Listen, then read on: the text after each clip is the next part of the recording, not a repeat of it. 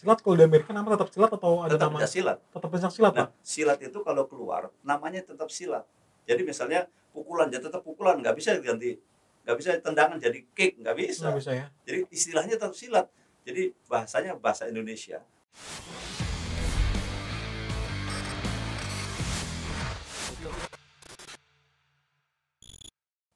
Kali ini kita kedatangan tamu yang sangat fenomenal. Mengapa saya bilang fenomenal? Karena beliau mengurus cabang olahraga asli Indonesia lebih dari 25 tahun. Beliau juga mengantarkan Asian Games kita kemarin meraih 14 emas. Kita sambut saja Bin Pres dari IPSI atau Ikatan Pencaksilat Indonesia, Bapak Sunarno. Apa kabar, Pak? Baik, Mas. Bener, Pak ya? 14 emas Asian Games, Pak ya? Kita kemarin 14 Mas. Hanya dua Satu nomor perunggu. hanya dua yang kita tidak dapat emas, Pak ya? Ya. 25 tahun Bapak berada di IPSI. Karena tadi kan juga saya sudah tahu tadi sempat kita berbincang sedikit, Pak. Bener, Pak, selama itu, Pak, 25 tahun dan akan terus berlanjut ya, Pak? Ya mudah-mudahan kita tetap tetap di silat karena kita sudah terlalu cinta silat, kemudian juga barangkali silat ke depan memang harus kita kita kembangkan ke yang lebih modern lagi, karena yang lalu-lalu mungkin silat masih dikelola secara tradisional gitu. Mungkin ke depan organisasi harus modern, sehingga sejak saya terlibat di nasional, kemudian jadi pelatih nasional, terus ke bawa SEA Games, kemudian juga kemarin jadi salah satu di Asian Games saya asisten manajer, kemudian saya juga komunitas manajer pelaksanaan di Asian Games-nya, terus sampai kemarin jadi SEA Games terakhir di Filipina saya manajer tim. Nah sekarang saya bantu lagi di persiapan SEA Games Vietnam. Sebuah kehormatan berarti saya satu meja dengan manajer, competition manager, asisten manajer Asian Games banyak sekali, Pak. Jabatan yang Bapak emban karena memang sangat mencintai silat ya, Pak ya, dan memang orang yang berkompeten. Pak, selanjutnya, Pak, mungkin tadi setelah, kita akan berbicara Asian Games, namun saya ingin berbicara sekarang dulu, apa kabar Platnas, Pak? Kita sudah dapat kesempatan dari pemerintah untuk melakukan Platnas dari Oktober 2020, terus berlanjut di sampai sekarang dan nanti sampai kepada bulan November di SEA Games itu nanti akhir jadi kontrak kita atau di fasilitasi pemerintah. Platnas ini akan berakhir di November SEA Games Vietnam. Vietnam 2021, Pak ya, karena kan mundur setahun ya, Pak, SEA Ya. Games-nya. Bagaimana, Pak, perkembangan atlet, positif, Pak ya, dari Asian Games, SEA Games, dan akhirnya SEA Games lagi positif, Pak ya, akan terus peningkatan? Ya, selalu kalau di silat itu kan eventnya menyesuaikan. Yang lalu kita Asian Games atau SEA Games ini kita berharap bisa menurunkan atlet-atlet yang terbaiknya kita. Nah ternyata kan berbenturan dengan PON. Nah PON-nya bulan Oktober, sementara SEA Games bulan November. Sehingga kita kemarin sepakat, almarhum dan juga tim pelatih ambil yang lapis 2, yang terbaiknya lapis 2 kita ambil, kita bawa ke nasional, nah kita orbitkan untuk ini. Kecuali yang untuk seni, yang seni tetap anak-anak yang kemarin dapat di Asian Games masih ada beberapa yang ikut, ada Gita Putra, ada Puspa, ada Sugi, ada Malik, itu masih kita ada di tim. Tapi kalau yang tanding itu sudah anak-anak yang sekarang juara mahasiswa, juara pelajar, itu sekarang ada menghuni pelatnas baru di sini. Jadi akan ada penerus-penerusnya Hanifan, Pak ya, di situ, Pak ya? Betul, karena kalau Hanifan kan udah fokus di pelada masing-masing, nggak boleh diambil oleh peladanya, mungkin keberatan kalau kita ambil ke sini, mereka fokus di sana. Kalau di pelatnas kali ini agak berbeda tentu saja dengan pelatnas sebelumnya, karena kita ada musim pandemi, kita memang jaga protokol COVID luar biasa, kita datang, kita karantina, kemudian kita cari hotel yang memang tidak hanya mengunjungi atau penghuninya hanya kita. Jadi betul-betul kita anak nggak boleh keluar, kemudian sekian minggu sekali kita ada swab, kemudian kita ke latihan ada swab, harus kita juga sudah selesai vaksin yang kedua sudah selesai semua. Nah kita kemarin sudah sempat juga uji coba dengan tim DKI. Nah bulan depan tanggal 5 sampai 11 kita akan keliling ke 3 Jawa, Jawa Tengah, kita akan ke Jawa Timur dan kita akan ke Jogja. Kalau kita uji anak-anak kita ke sana. Nah terus akhir Mei satu lagi ke Jawa Barat. Ada 3 Jawanya apa 4 Jawanya kita coba anak-anak kita ke sana sebelum nanti persiapan ke SEA Games. Target di SEA Games, Pak, kita kan berbicara silat pasti cabur prioritas nih, Pak, di SEA Games. Vietnam, target berapa emas, Pak? Sapu bersih. Gini, kalau nomornya itu kan terbatas. Jadi nomornya kalau SEA Games kemarin kan nomornya banyak sekali. Nah sekarang nomornya pasti berkurang. Karena Vietnam, Pak ya? Vietnam. Kemudian pasti kita akan berhitung ada beberapa, anggaplah kalau kita di SEA Games itu kita bisa dapat 3 sampai 4 itu udah juara umum. Oke. Ya, dari nomor yang ada, karena pasti tuan rumah akan ambil beberapa nomor. Nomor yang dipilih aja nomor-nomor mereka, nomor besar semua. Jadi putri itu main di atas. Sementara unggulan kita kelas-kelas yang 50, 55, 60 tuh gak dipasang. Nomornya nggak ada. Jadi pasang yang 70, 75 gitu. Nah, kemudian juga di kelas-kelas besar. Berarti memang sudah tahu kekuatan Indonesia Pak ya di silat luar biasa Pak ya. Jadi mereka takut seperti itu dan tanda kutip. Ya karena silat di Asia bukan cuma dominasi Indonesia sekarang. Silat di Asia tuh sudah yang kuat, Singapura kuat, Malaysia kuat, Thailand sekarang luar biasa. Belum Vietnam sendiri dan Indonesia. Ini memang 5 negara ini pasti mendominasi di Asia Tenggara. Menarik Pak ya berbicara silat. Saya mungkin kalau kita langsung flashback ke 3 tahun lalu Pak, yang paling ingat di otak saya ini Asian Games 2018 Pak. Luar biasa silat. Mungkin kalau bisa cerita sedikit, silat yang tadinya cabur yang mungkin jarang nonton, tiba-tiba rame banget Pak. Secara langsung di mana-mana media datang semua, supporter banyak banget. Ada apa Pak dengan silat Asian Games Pak? Bisa semeriah itu Pak. Bapak kan juga competition manager ya Pak. Ya, Bisa dijelaskan. Terima kasih. Saya kebetulan tuh ya ditugasi untuk oleh PBIPSI, oleh Pak Prabowo, orang yang diusulkan menjadi competition manager, dan saya diterima jadi competition manager di Asian Games kemarin. Jadi saya mencoba untuk, karena di generasi saya termasuk, walaupun ini generasi baru silat gitu ya, saya pengen silat itu bukan silat yang seperti dulu. Kalau kita nonton silat kan orang ditiupung mental, orang silatnya masih pohon ke pohon terbang, itu kan dunia khayal gitu, bukan sesungguhnya.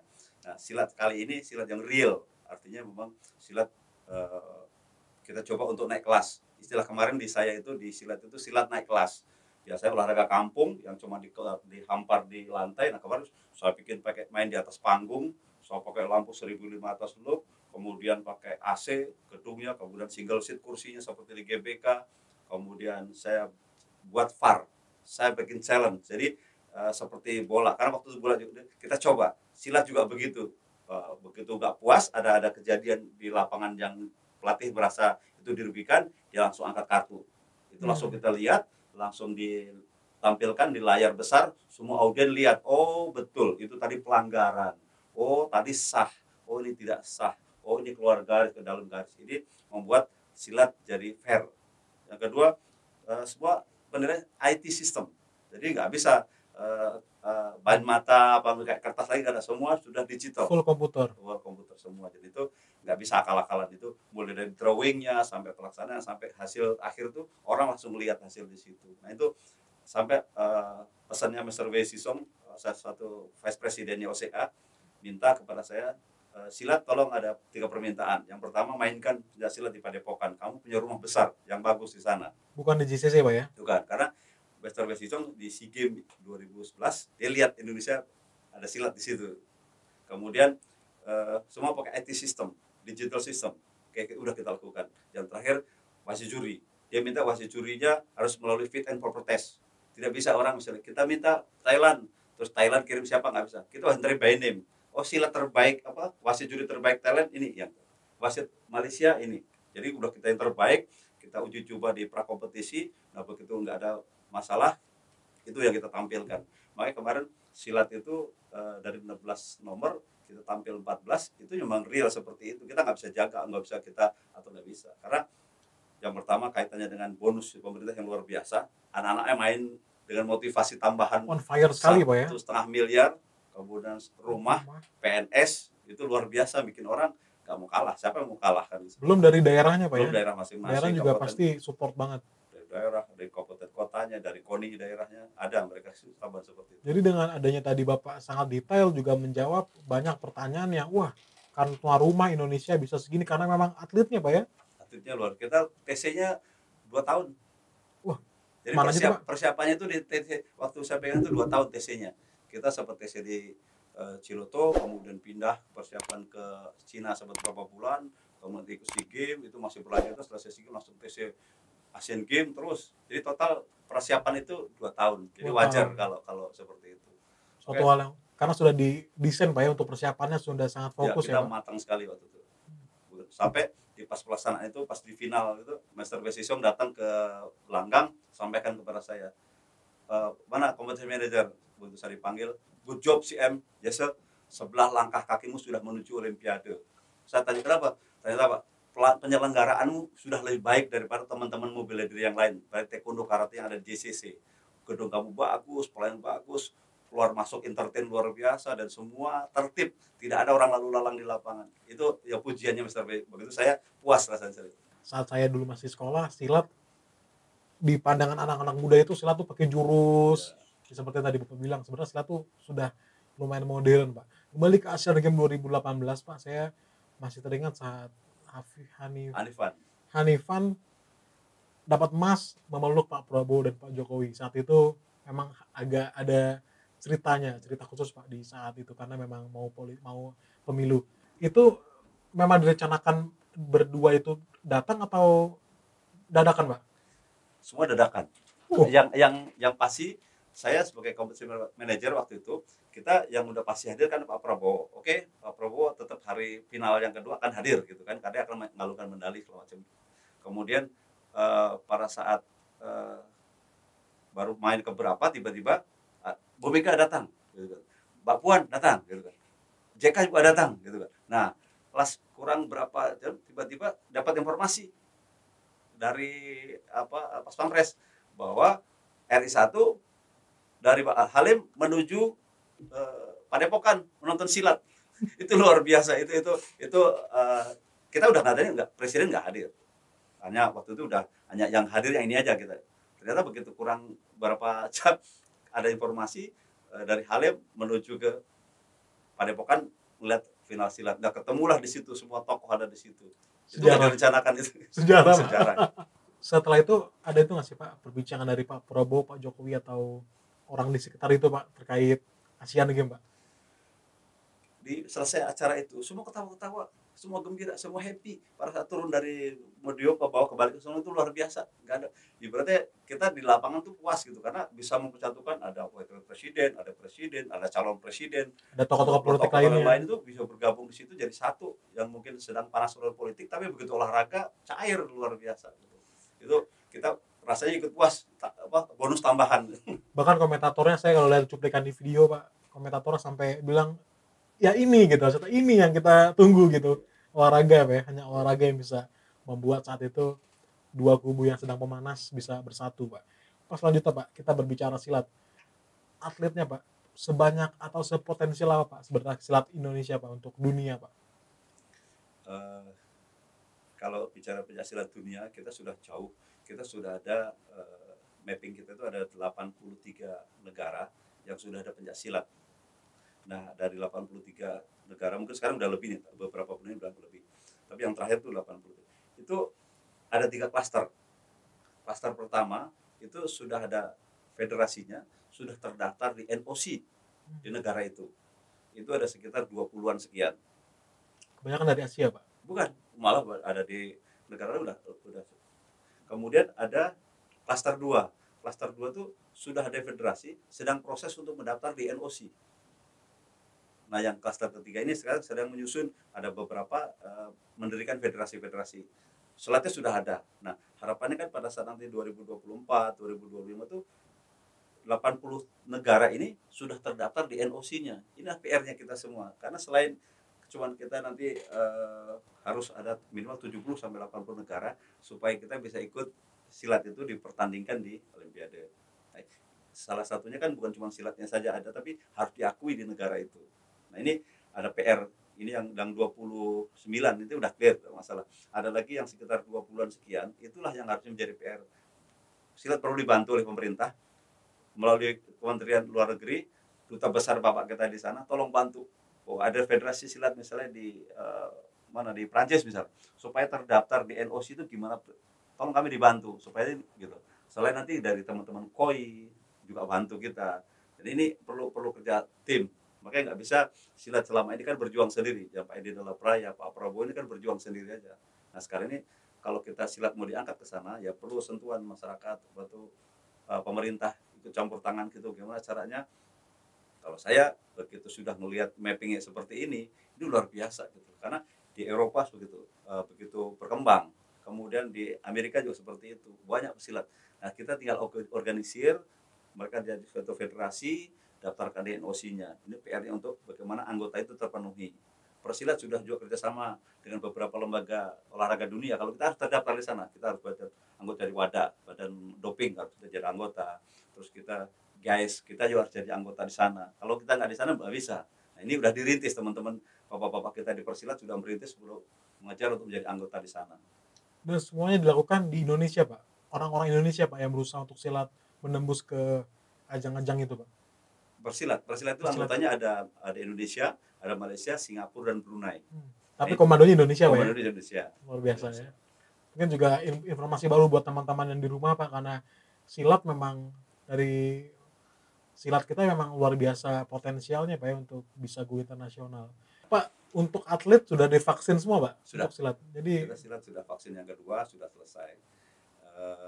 Waktu pertama ikut yang di Istora, 19 atlet kita. Yang tahap pertama, Pak, tahap pertama. Yang besar-besaran itu ya. Terus yang kedua kemarin di RSON Cibubur sudah selesai.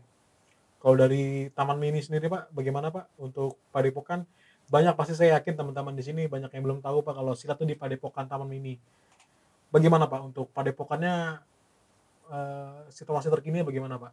Ya, yang ada latihan atau yang udah boleh latihan itu baru 3. Yang pertama ada Platnas, itu udah boleh latihan di sana karena kita tinggal di sana, kan kita punya hotel di situ, ada hotelnya, ada penginapan di situ, ada tempat gornya, ada gor yang terbuka, tertutup, yang lain-lain. Kemudian Pelada DKI udah latihan di situ juga, sama PPL mahasiswa. Jadi baru ini aja. Yang perguruan yang biasa tiap Sabtu Minggu latihan di situ, itu belum kita buka.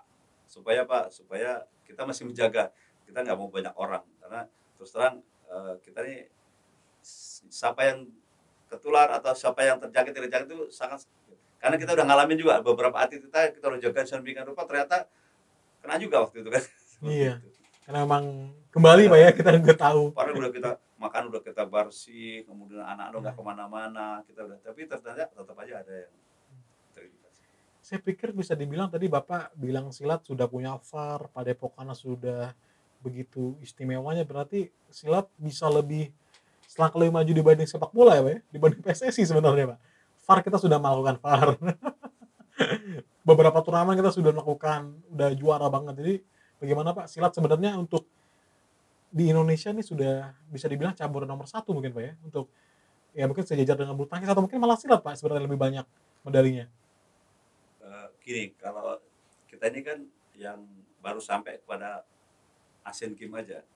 Kita punya kejuaraan dunia, tapi kejuaraan dunia kita kan kalah bergengsi dengan kejuaraan dunianya cabur-cabur yang lain kan. Kita punya kejuaraan dunia, tapi kan gengsi terbesar kita kan baru sampai di Asian Games aja. Kalau teman-teman yang lain cabur lain kan ke bulu tangkis, kan udah sampai Olimpiade, udah cabur Olimpiade lah. Tapi kalau secara penyebaran, secara jumlah terus pesilat itu mungkin kita hampir sama kayak PSSI, kayak sepak bola. Sepak bola kan hampir setiap wilayah daerah kan pasti punya klub, ada orang berlatih sepak bola. Silat juga seperti itu. Masa kita silat itu dari ujung Papua sana sampai di Aceh sana tuh penyebaran silat itu luar biasa. Di timur ada silat, Pak? Maksudnya atlet silat lumayan banyak, Pak, di Papua. Banyak. Saya sampai bikin, sekarang saya punya atlet yang saya pernah datang ke Merauke, saya latih di Merauke, sekarang masih pon di Papua, namanya Lukas Kemlok. Itu saya ketemu badannya sudah besar, udah jadi. Berapa kilo, Pak, untuk di kelas? Dia main di atas 75-80. Oh, berarti punya potensi kita untuk main kelas berat itu, Pak, ya? Banyak sekali. Jadi sana tuh kalau ya potensi banyak sekali. Ya memang kita dengan pandemi ini kan sebenarnya program yang harus kita jalan. Harusnya ada penataan pelatih, kemudian ada wasit juri, ada kejuaraan-kejuaraan, nanti hilang semua, kita nggak bisa. Kejuaraan-kejuaraan semua virtual semua ya. Kan virtual kan cuma yang bisa dilakukan virtual yang seni aja atau kategori artnya.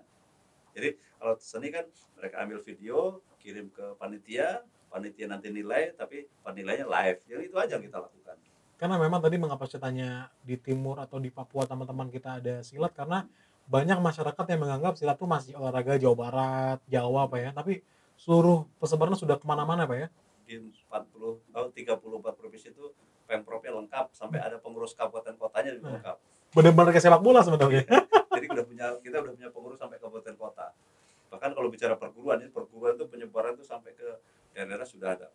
Tapi kalau atlet, Pak, paling banyak daerah mana, Pak, yang melahirkan atlet untuk Platnas? Sekarang yang kalau itu bisa dilihat yang juara PON aja kelihatan nanti. Ya kemarin misalnya Jawa Barat, DKI, Jawa Tengah, Jawa Timur. Jawabannya di sini aja nih. Masih Jawa Pak Iya. ya.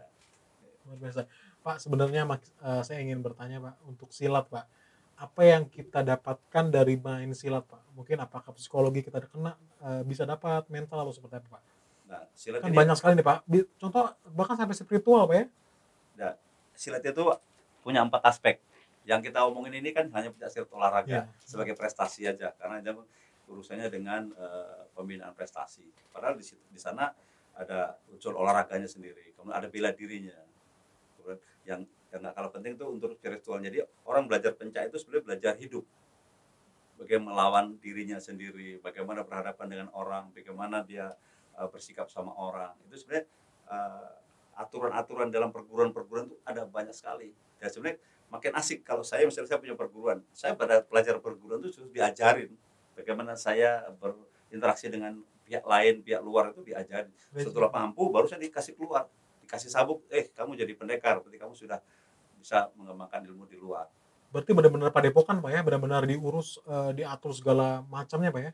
Iya. Tidak hanya TC yang hanya fisik. Makanya yang kita lihat kan silat baru sisi olahraganya. Kita belum bicara sisi bela dirinya, belum bicara sisi seninya, belum bicara tentang spiritualnya gitu. Jadi sebenarnya kalau silat ini sebenarnya mimpinya orang silat. Gimana caranya silat ini bisa lebih masuk lagi ke masyarakat PNW, gimana masuk sekolah. Jadi gimana caranya jadi muatan lokal di sekolah SD, SMP itu kan, sehingga pada saat anak-anak tuh ya paling walaupun cuma 1 semester 2 semester, oh ini loh pencak-silat, ini loh tradisi pencak-silat, nilai sportivitasnya di sini, santun sama pelatihnya, sama gurunya, sama temannya sopan ya. sama temannya. Artinya dia berlatih walaupun kepukul tapi nggak marah, karena ini saling, oh kok saya masih bisa kepukul berarti saya salah menghilangnya atau salah menghindarnya. Oh kok saya masih jatuh karena begitu. Jadi ini latihan yang luar biasa begitu. Kalau kita sebarkan sampai ke tingkat SD, SMP, SMA, Iya Pak. kayak Kenapa apa? kita belum ada pelajarannya Pak ya untuk di sekolah-sekolah? Kita ya, sudah buat. Jadi kita tuh di IPSI ada panduan-panduan tentang misalnya belajar pencak untuk anak-anak SD atau selama. Nah sekarang tinggal polisi pemerintah gimana caranya menggandeng pencak silat jadi muatan lokal supaya punya karakter. Kan daripada karakter bangsa ini memang asli Indonesia gitu loh. Memang siapa yang mau mencintai produk Indonesia ini atau silat ini kalau bukan orang silat. Sekarang begitu kita ngelihat teman-teman kita latihan di luar di sana, kan kita ngiri, di sana udah kayak begitu. Kita sendiri di sini yang latihan silat ya orang-orang terbatas. Nah, gimana kita mimpi kalau misalnya mau olimpiade ya mungkin 1 minggu 1 kali, hari Jumat misalnya setengah jam orang melakukan pencak silat. Seperti misalnya ada teman-teman dari Jepang waktu gimana karate mau masuk, itu kan usahanya luar biasa. Begitu teman-teman Korea waktu masukkan taekwondo kan juga luar biasa. Campur tangan pemerintah nggak bisa taekwondo sendiri Pak ya? seperti itu. Butuh berapa tahun sih Pak kira-kira Pak untuk silat? Berapa tahun lagi Pak untuk bisa memenuhi segala keinginannya teman-teman silat Pak? Kalau kita nggak bisa di tahun. Sekarang kita ngelihat mapping pemerintah aja, kalau 32 mau masuk berarti kan 28 kita harus sudah campur yang resmi. Berarti kita tinggal punya berapa tahun ke depan. 5 tahun lagi, 6 tahun lagi Pak. Iya. Karena kan sekarang sudah mungkin sudah pertengahan tahun Pak ya, jadi bisa 6 tahun lagi. Kalau kita 6 tahun ini nggak manfaatkan ya itu nanti hanya slogan aja, pencak silat Road to Olympic itu nggak terjadi. Tapi kalau masih ada waktu ini, kita betul-betul tadi negara-negara yang pesertanya harus mencapai di atas 70. Kemudian yang mendaftar ke federasi internasional dikerjakan. Pemerintah ikut campur tangan situ, mulai duta besar kita, mulai Kementerian Luar Negeri bantu kita supaya yang di luar sana betul-betul selesai. Hal-hal syarat-syarat yang diperlukan itu kita terpenuhi. Baru kita kerja yang di sini. Kalau secara aturan, secara pencak silatnya, kalau udah ada lengkap banyak sekali dan nggak kurang bahan, nggak kurang bakal. Mau situ mau berangkat misalnya ke negara mana aja, mana ada silatnya sudah ada. Federasi silatnya ada. Amerika Pak? Amerika kejuaraannya luar biasa. Amerika. Ke semua negara bagian ada. Dan jadi, itu dia punya kejuaraan yang saya penasaran Pak, silat kalau di Amerika namanya tetap silat atau ada tetap nama? pencak silat. Tetap pencak silat Pak. Nah, silat itu kalau keluar namanya tetap silat. Jadi misalnya pukulan ya tetap pukulan, nggak bisa diganti, nggak bisa tendangan jadi kick, nggak bisa. Nggak bisa ya. Jadi istilahnya tetap silat. Jadi bahasanya bahasa Indonesia. Sama aja kalau kita belajar taekwondo ya harus bahasa Korea. Instruksinya bahasa Korea. Begitu karate bahasa Jepang, silat bahasa Indonesia. Di sana juga bersedia pasang mulai ya bersedia Bersedia pasang tetap mulai. Pak. Iya. Ini pukul, ini tendang, ini banting, nggak boleh kita ganti jadi jab, nggak bisa. Iya. Ready nggak bisa Nggak gitu Pak ya? bisa. Bersedia, mulai. Tetap Oke. silat, mulai. Seperti itu. Jadi istilah yang berlaku di dalam pencaksilat itu dilakukan di internasional seperti itu. Jadi mempromosikan Indonesia juga Pak ya? Luar biasa. Pak. Jadi olahraganya ketemu. Begitu silat seninya juga udah seperti itu. Teman-teman yang kayak teman-teman Iko Uwais, Kang Asep, itu kan seni silatnya. Jadi fight seperti itu udah bagus. Belum lagi yang gerakan terus massal silat.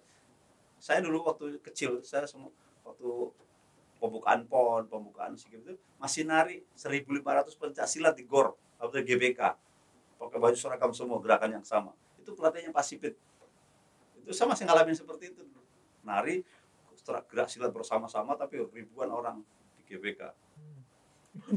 Baru tahu Pak, mungkin buat teman-teman juga pasti pada baru tahu kalau ternyata silat tuh di Amerika pun juga nyebutnya silat Pak ya, bukan apa gitu nama-namanya gitu. Namanya begitu.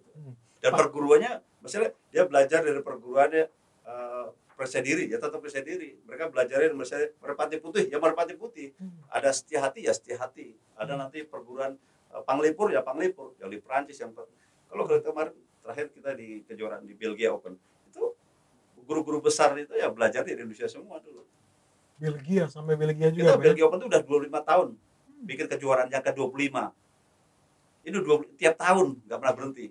Belgia, Pak. Sayang pandemi aja Pak ya, karena kemarin Pak. Kemarin diundur 2022. Kita baru mau berangkat bulan Maret kemarin. Berarti Bapak 25 tahun ke Belgia terus Pak ya? Enggak, saya baru ikut 2 kali, 2 tahun belakangan. Sebelumnya kan internal Eropa. Ada perbedaan ini nggak Pak? Perbedaan kan silat kan Indonesia banget Pak. Dari cara mungkin salamnya ya Pak ya. Apakah ada perbedaan Pak dengan Eropa? Cara mereka untuk salam atau menghormati itu apakah ada perbedaan kultur Pak? Silat itu sekarang sudah diciptakan sesuatu yang disamakan. Artinya jurus bakunya sudah kita buat. Kita punya jurus tunggal baku. Itu berlaku dari seluruh Indonesia, bahkan seluruh dunia. Kalau bertanding, jurus tunggal bakunya sudah kita ciptakan. Kemudian regunya sudah kita ciptakan. Kemudian bertanding, atur kita semua. Cara hormatnya, apa sama. Nanti hanya salam pembukanya sesuai dengan kaidahnya di tempat masing-masing. Tapi tata cara apa sama. Itu sudah secara internasional, udah aturan begitu. Kita udah punya regulasi internasional juga. Sebenarnya udah siap nih kita nih. Tinggal siap. Tinggal kalau bahasa saya, ini mudah-mudahan pemerintah dengar. Kalau sampai pemerintah mau keluarkan kepres atau impres seperti sepak bola itu untuk khusus pencaksilat. Percepatan pencaksilat Pak ya. Iya, paling tidak supaya kita nih dimudahkan. Seperti kita mau kemana nih? Ada urusan Australia kurang apa? Kirim pelatih ke sana atau nanti kirim utusan dari Indonesia untuk apa? Ngelatih seni atau ngelatih tanding atau untuk bikin kompetisi atau bikin coaching klinik apa? Kita udah siap gitu. Kita pelatihnya udah siap, kemudian juga peraganya siap, apa siap. Tinggal gimana siapa yang butuh gitu. Tapi kan kita nggak bisa ongkos sendiri. Ya, harus ada kalau dukungan. Kita dengan 5 orang berangkat ke sana aja udah, jadi butuh dana besar kalau ke Eropa, kemana, Amerika yang. Itu sebenarnya tinggal itu aja tuh. Pemerintah kasih kepres atau impres, silat sama dengan seperti sepak bola itu. Otomatis kan pendanaannya kita terbantu. Pak, kalau persilat di mana sih Pak kantor pusat apa? Sama di Padepokan. Jadi Padepokan silat kita itu yang silat dunia ada di Indonesia. Ini. Ketuanya orang Indonesia, tempatnya masih di Indonesia. Anggotanya sekarang udah 83 negara. Harus berbangga Pak ya, kita Pak ya. Tapi kan nggak pernah diekspos, nggak pernah tahu. Nah, semoga dari sini lah kita bisa kemana-mana nih Pak. Ya, mudah-mudahan didengar orang banyak sehingga ternyata silat itu sekarang sudah seperti itu gitu. Karena mungkin rekan atau cabur tetangga kita yang Indonesia juga sepak takraw aja bukan di Indonesia Pak kantornya di Thailand. Jadi ini benar-benar Indonesia yang punya Pak ya silat itu ya Pak. Nah, makanya kalau saya bilang tadi ngomongin sepak takraw di Thailand itu kan juga sama semua produk Thailand itu sepak mulai bolanya baju sekarang dibikin mereka sampai EPT-nya dibikin mereka. Nah silat harusnya seperti itu. Kasih kesempatan silat kerjasama dengan siapa yang bisa bantu ini, entah swasta mudah-mudahan dengar baju silat, kemudian peralatan silat, alat silat. Ayo produk Indonesia. Sekarang dari luar negeri semua masih bukan, tapi kan masing-masing bikin, masih dibikin secara liar. Jadi kita bisa bikin bakunya Pak ya kita ya. Saya udah mencoba kemarin di Asian Games itu udah membakukan barang-barang itu semua, IT-nya udah baku, body protectornya sudah baku, pelindungnya sudah baku. Nanti tinggal itu gimana branded Indonesia. Kan sampai VAR-nya juga bisa dari Indonesia. Kita harus apa ya? VAR Indonesia. Dan ke depannya kan ada orang tiru-tiru aja, padahal kita yang bikin, kita yang ciptain. Pak Menpora bisa Ya, disegerakan. siapa tahu ini bisa ini loh, ini ada potensi di sini. Sehingga kalau sepak takraw mau niru Thailand, Indonesia silat bisa itu. Semua dari produk silat yang dari sini mau belajar senjata goloknya segala macam, ini produksi di sini. Yang bikin anak-anak Indonesia dengan teman-teman saya di Sukabumi bikin golok, bikin trisula, bikin pisau, bikin pedang, bikin baju silat, bikin alat semua. Matras kalau perlu ya produk Indonesia, ya standar Indonesia. Termasuk ringnya juga bisa, atau ya tadi Pak bilang panggung juga bisa dari kita semua Pak ya. Bisa. Jadi kalau ada beberapa cabur kayak tekbol gitu Pak, tekbol kan dari Hungaria tuh semuanya. Kalau silat bisa dari kita semua nih Pak. Pak terkait silat juga saya mungkin kalau bisa direvisi Pak, banyak sekali manfaatnya termasuk ke bela diri benar-benar TNI Pak ya. TNI kan juga pakai silat kan Pak. Ya. Itu apakah ada perbedaan Pak jurus silat bela diri militer dengan atlet Pak? Sebenarnya nggak ada beda karena kan tinggal dipilih aja. Begitu olahraga yang prestasi itu kan pakai aturan, yang boleh ditendang dipukul kan ada aturannya, ada segala macam. Begitu bela diri kan nggak pakai aturan, yang penting begitu yang bisa orang menyerang ya dilumpuhkan pakai kepalanya, lehernya, punggungnya, kakinya, tinggal begitu aja. Kemaluannya tinggal begitu aja dipilih. Kalau bela diri itu bebas, orang bisa duduk dipukul balas boleh kan gitu, itu namanya bela diri. Begitu juga sebenarnya sejak lama sebenarnya olahraga pencaksilat ini udah masuk di TNI Polri, hanya kan tidak menyeluruh, artinya tidak jadi bersama-sama. Daripada sekarang malah masuk misalnya dari bela diri luar. Muay Thai gitu Nah, ya. sebenarnya kalau kita silat aja, dipanggil tokoh-tokoh silatnya, bikinkan jurusnya, kemudian untuk bagus, untuk dikonsumsi untuk TNI Polri, ya sudah selesai. Kan tinggal kumpulkan. Ini perguruan yang besar-besar atau PBFC dengan kumpulkan inilah bela diri. Berapa mau dibentuk untuk latihan pemula segini, untuk sampai tingkat mahir segini, udah. Pas saya bukan untuk bermaksud untuk membandingkan dengan cabur lain atau bela diri lain, apa kelebihan kita bisa silat Pak dibanding kita bisa taekwondo, karate, kempo dan sebagainya Pak? Apa yang mungkin kelebihan silat itu di mana Pak? Kebetulan silat itu ada di kekeluargaan family. Jadi terus latihan taekwondo waktu di SMA segala macam, Yeah. masih berteman nggak dengan pelatihan dari guru-guru yang lain Nggak. atau dengan teman nggak ada. Silat boleh kita latihan dari anak-anak sampai sekarang, ya sudah kita berteman, kita berkeluarga besar, kita silaturahmi. Bahkan masih ada orang Indonesia kan suka silaturahmi, masih arisan, masih kumpul dengan teman-teman pencaksilat yang dulu berjalan sama-sama. Bahkan saling kita bantu, ada susah apa segala macam itu kita komunitas itu dengan perguruannya, dengan sesama mantan atlet, dengan sesama masih ada. Itu yang membedakan. Jadi ada nilai di silat itu memang betul-betul terasa pencaksilat itu ya pelajaran hidup gitu. Makanya belajar silat itu nggak sampai habis, cuman selesai 2-3 tahun selesai, enggak. Setelah silat itu ya selamanya. Ada filosofinya Pak ya, Iya. di silat Pak. Pertanyaan terakhir Pak, ini sudah banyak banget saya yang dapat informasi baru Pak. Namun memang kita biar kita bisa berbicara lebih lanjut, pasti ada episode selanjutnya Pak ya. Nanti Bapak kesini lagi. Tapi pertanyaan terakhir Pak, harapan Bapak Pak untuk silat secara luas Pak, apa Pak? Ya, saya berharap kalau tadi kita ngomong dari awal ke akhir, kalau pemerintah sungguh-sungguh silat Olimpik, silat sudah siap, bagaimana silat bersama, menyiapkan atlet, pelatih, kemudian menyiapkan kompetisinya, menyiapkan anggarannya, bagaimana silat ini betul-betul keluar ke negara yang butuh kita. Artinya banyak teman-teman kita pelatih yang bekerja juga sebagai Menpora, basicnya pelatih, itu bisa kita kirim ke sana. Jadi penyebaran pencaksilat itu cepat. Nggak cuma yang nanti yang bisa cuma Asia atau nanti yang hebat, tapi gimana caranya sampai ke India, sampai ke Kazakhstan, Uzbekistan, sampai ke Amerika, itu betul-betul makin cepat, makin sama gitu loh. Itu yang mimpinya kita orang-orang silat itu. 2024 itu kita udah selesai nih ngomongin anggotanya, udah selesai, pesertanya udah 2024 udah selesai, tinggal jalankan aja Pak ya. 2008 itu kita berharap sudah bisa masuk eksibisi gitu. Nah begitu 2032 kita udah bisa main betul-betul silat resmi. Silat itu masuk itu kan torehan yang luar biasa, dan itu nggak panjang loh, waktunya tinggal beberapa tahun ke depan. Jangan dianggap ini kedua masih panjang, nggak, 32 itu tinggal depan mata. Ini udah 2021 udah tinggal.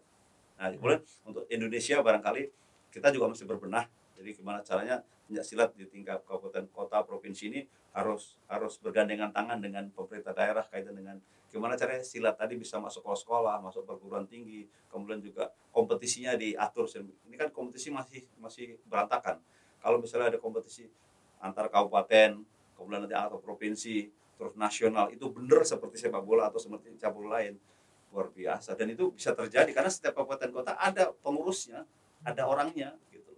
Kalau itu bisa terjadi dari Aceh sampai ke Papua, kompetisinya lebih, pesertanya lebih besar daripada liga sepak bola. Iya lah Pak, banyak banget silat. Pak, punya momen unik nggak Pak dalam mengurus silat Pak? Momen paling unik Pak, misalnya yang tidak terlupakan bagi Bapak. Bapak kan 25 tahun Pak mengurus silat. Ya, Pasti ada nih. momennya kalau di silat itu yang tadi saya ditugasin Master Vice Presidennya OCA tadi, Master Besi Zong itu sampaikan bahwa saya ditantang dengan 3 permintaan. Kalau silat mau maju ada 3 tadi. Dan saya kerjakan 3-tiganya tuh. Mainkan di Padepokan, kemudian semua harus digital system kamu harus ciptakan, yang terakhir wasit jurinya harus kamu fit and proper test. Nah, 3-tiganya terjadi dan mereka hadir pada saat final itu dan dia puas sampaikan kepada saya. Itu momen buat saya, sepanjang saya ngurus silat, ada orang luar gitu ya, seorang vice presidennya OCA sampaikan ke saya, good job CM, bahwa sebelah langkah kami sudah menuju Olimpiade. Itu menurut saya nggak ada bandingannya, nggak bisa di materi lah itu. Baik Pak, terima kasih Pak perbincangan hangat kita Pak yang saat ini jujur saya jadi merasa harus berpartisipasi Pak atau terlibat mungkin dalam bentuk hal-hal lainnya dalam memajukan silat Pak ya. Karena memang silat olahraga asli kita, yang ngurus orang Indonesia, yang main orang Indonesia, jadi kenapa bukan kita yang melakukan hal itu semua Pak ya. Makasih banyak, saya juga dari silat, yang jelas ini potensi anak-anak kita gitu kan, potensi budaya kita kalau ini diurus dengan baik, kemudian ini diurus dengan manajemen yang bagus, itu nggak kalah dengan karate, nggak kalah dengan taekwondo, mungkin wushu atau yang lain. Silat ini juga punya potensi yang luar biasa dan itu menurut saya punya nilai yang lain-lain, nilai ekonomisnya luar biasa. Alat latihan, baju latihan ini kalau dimanage dengan baik luar biasa. Kemudian juga kompetisi itu kalau kita gulirkan dengan segala macam itu luar biasa, akan menghadirkan nilai ekonomi yang tinggi juga karena di beberapa perguruan itu menyebut pertandingan itu bukan rugi lagi. Mereka mengadakan pertandingan itu sudah ada untungnya gitu. Ada bisnisnya. Ada bisnisnya di situ. Ada proposal sponsor yang sudah mau masuk, ada mau bantu, itu sudah berjalan. Tapi kan masih kecil-kecil kota-kota besar. Teman saya di Papua, teman saya di Sumatera yang lain atau di Kalimantan lain kan belum ngalamin, belum ngerasain. Mungkin kota besar Jakarta, Bandung, Surabaya mungkin udah ngalamin gitu. Baik, terima kasih Pak Nano. Terima kasih. Sampai berjumpa lagi Pak di Padepokan. Assalamualaikum. Waalaikumsalam warahmatullahi wabarakatuh.